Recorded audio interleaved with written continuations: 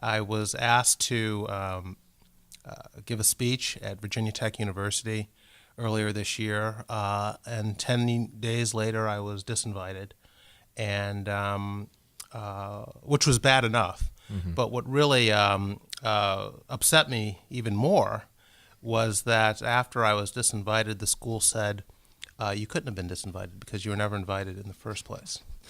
And that's when I decided to push back and make public the original email invitation, and then really social media took it from there, and talk radio, and a bunch of other people stepped in, including Fire, which I was very appreciative of their support at that time. And then I was ultimately reinvited to speak at the school, and said I'd do so long as you issue another statement saying that I was in fact invited and then disinvited.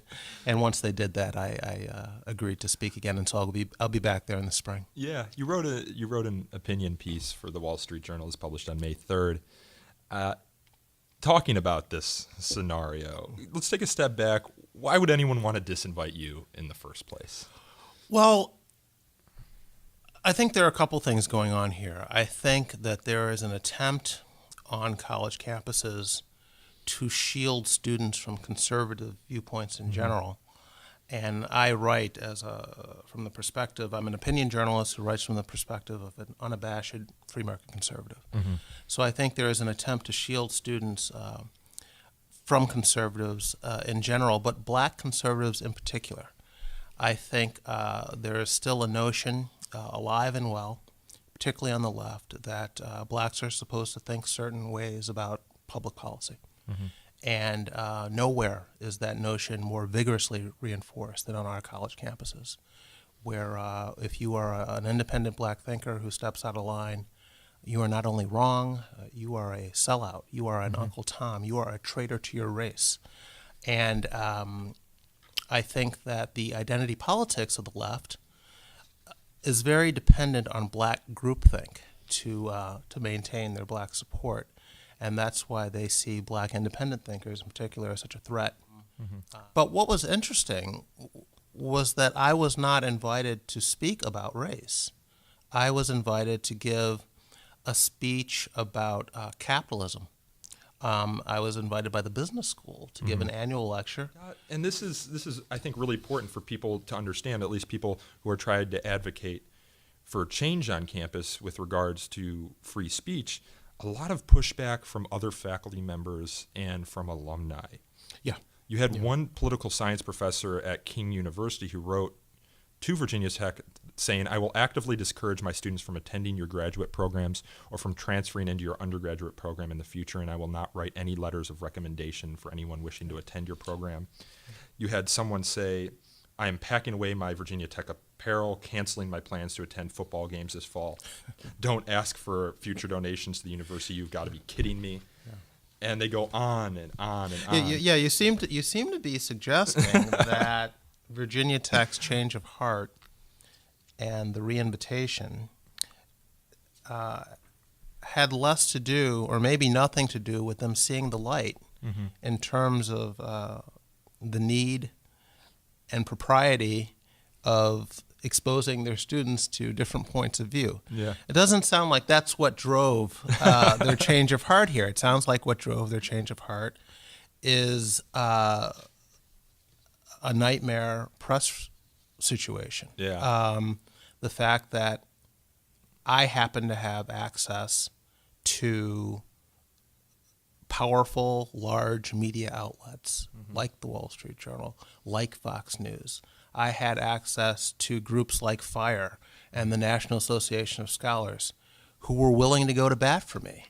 And they changed their mind about this, not because they decided they had acted improperly, but because they decided that the press, the bad publicity was taking its toll. And I find that sad. Yeah. Sad, very sad. But I also want to add one thing very quickly. We like to talk about this in terms of of liberal censorship of conservatives. I always encourage people to take a look at that database, that disinvitation database that FIRE has been compiling over the years. It has more than 300 names in it. And yes, it does have a lot of conservatives, but you will also find names in there like Madeleine Albright, President Clinton's Secretary of State. You'll find Bill Ayers. 60s radicals like Bill Ayers and Angela Davis. You'll find Marxist professors like Cornel West. This is not a problem exclusive to liberals. Although, as Fire has noted, chances are, if you are disinvited or if there is a big to-do about you being invited, the complaints will come overwhelmingly from the left. And I think that is a function of the fact that left-wing progressives largely control the university these days. But we should, in fairness, note that it is not a problem exclusively. No, it of is the not. left. And I happen to have some of those facts in front of me. So we've started collecting this data since 2000. And since 2000, we don't say this is comprehensive. This is just the stuff that managed to come across our desk. We've uncovered 305 incidents in which students or faculty have pushed for speakers to be disinvited, of which 131 were successful. Of those 305 attempts, over half occurred since 2010. And this was where we get to your talk about how it comes from both the right and the left. Of the 305 disinvitation attempts, 175 came from the left, quote unquote left. We're doing our best to characterize it. And 101 came from the right. I think 538, this is sort of a statistical news organization, had a very interesting study, though, that in 2013 and 2014 commencement season, not a single Republican figure was invited to speak at the commencements of any of the top 30 universities or top 30 liberal arts colleges. In contrast, 25 Democratic political figures spoke at these same schools' commencements, 11 of whom gave the main address. So it doesn't exclusively come from the right or from the left, but it does seem like the statistics bear out that it comes more so from that. That's just maybe by the nature of the character of the university. Oh, I think that has everything to do with it. And I think the situation has gotten more lopsided over the years in terms of ideological representation among professors on campus. I think, and you talk about that in your op-ed. Yeah, I mean, Marxists outnumber Republicans. Not liberals, Marxists outnumber Republicans on campus. And again, the problem is that this is going to affect outspokenness. It's going to affect the willingness of students to challenge views that they hear on campus if they think they're going to be shamed or worse by faculty and administrators. And that's not what we want. We want kids challenged outside of their comfort zone during their college years. We want them to sharpen their critical thinking skills. And when you have this sort of policing of speech on campus, it's hard for that to happen. I don't think we're doing these kids any favors, letting them live in these bubbles and treating them with kid gloves for 4 years on campus. That's not what the real world is like. There are no such thing as worries about microaggressions and safe spaces and trigger warnings in the real world. And I don't think kids are being properly prepared for the real world. I would go back to, we want kids to sharpen their critical thinking skills. We want them to learn how to break down arguments, take on different points of view, understand where other people are coming from. And the problem is that today, these kids are taught, they're being taught what to think more than how to think, which I think is the initial. They're being indoctrinated instead of educated in many cases, and that's an initial problem. But they're also being taught to view people who disagree with them as not only wrong, but evil, not worthy of debating. They're taught that saying, "I'm offended," should end a conversation. They're not taught to, they mistake slogans for arguments. There's a push among some conservatives to get more conservative professors on campus. They want to somehow try and counterbalance the liberals on campus. And I'm very skeptical of this effort.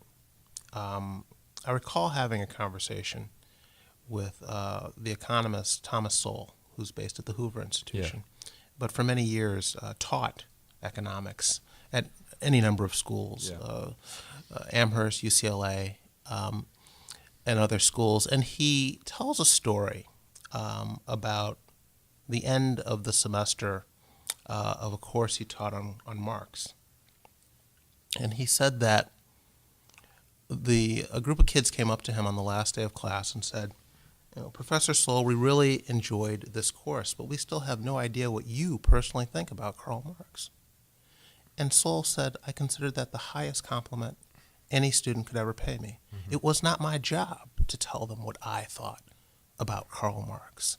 And I think Sloll has the right idea. I think that the goal should be to get politics out of the classroom, not to try and counterbalance conservative professors and liberal professors. I'd rather they keep their personal politics out of this. That's I think interesting. that should be the goal. Do you think that points to trends on campus now where in order to really grapple with an idea, people need to know the identity of the advocate for that idea? That's a very Marxist notion in and of itself. I mean, this came up when recently when Donald Trump was talking about the quote unquote Mexican judge overseeing the civil case concerning Trump University, that there's this sort of ethnic or racial determinism at play, and people can only act and think in ways that groups as part of their identity. But you're right. I think there is a lot of that going on, and it does mostly come out of the left and the sort of identity politics that they practice. And I think it's very corrosive and not what a college education should be about. And I think there could be a lot of long-term damage being done here in the way these the way these students are being instructed in these matters.